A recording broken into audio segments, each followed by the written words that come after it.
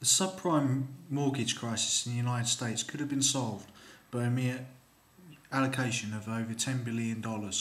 However, the crisis now has grown to a level where there is over $7.4 trillion worth of US dollars circulating within the international financial system. Why did the Federal Reserve create this bubble?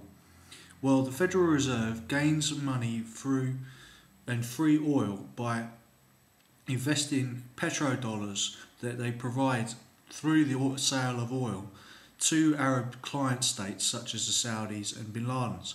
But those in turn use those petrol funds to allocate through the Islamic banking system their own war against the United States. So it is a paradoxical situation. However, when the subprime bubble was not allowed to burst, and then was followed by a wave of banking crisis which grew the bubble to its major proportions of $7.5 trillion, this caused a situation where there was a run on the banks, namely Lehman's, Fannie Mae and Freddie Mac, the pensions funds, and also in Great Britain on Northern Rock. Now, in Great Britain, and as is in the United States, the lender of last resort is the central bank that issued the money in the first place. That is the Bank of England in Britain's case and the Federal Reserve in the United States case. In the Euro zone, all funding and all supply of money has to be voted on by a board within the central bank and within the European Commission. Now, this is where there is more democracy than in the normal situation because of the Federal Reserve and the Bank of England, because there is thus earmarks for and oversight over each amount of spending and each amount of increase in the money supply. Also, the euro is backed by gold and silver, as I've said many times before, and it is also includes food and fuel, which are vital parts of the consumer price index.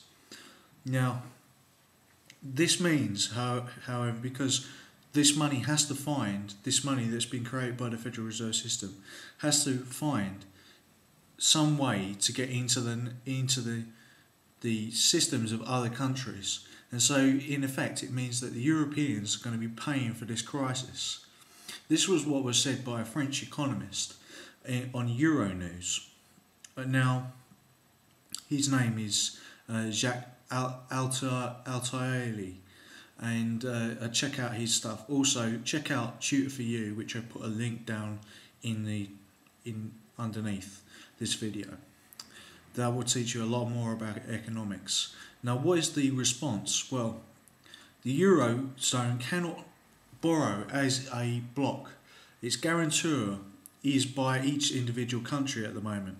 So what must happen is there must be a Euro Treasury bond so that the European Union as a whole can borrow as one entity. And this would make the euro a much more viable currency. It is already a very strong currency. It is stronger than the dollar.